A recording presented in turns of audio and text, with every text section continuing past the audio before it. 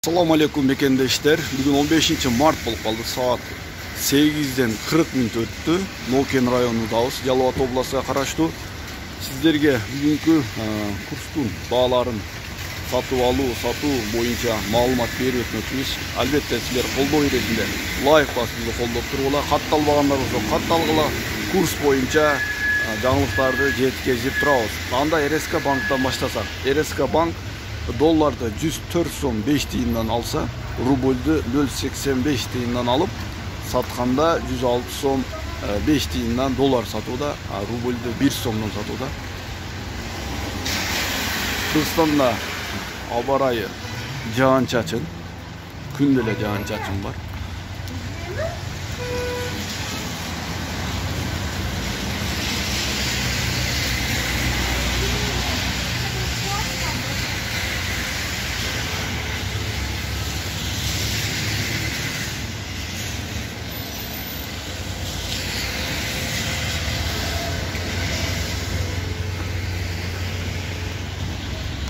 Көп банктар бағасын қойған мұндай өзгерін алып шыққан жоқ. Айыл банкта доллар 105 сом сатып алу, рубльді болса 0,85 тиыннан алуда. Рубльді сатқанда 1 сом 5 тиыннан сатуда. Өзгөрісі 5 тиын қымбатырақ сатылды.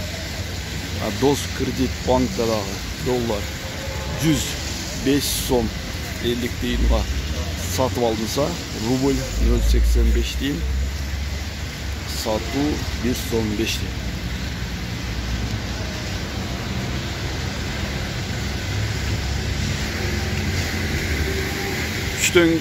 Түштен кейін бұйырса өзгөріс болады деп үміт қылабыз.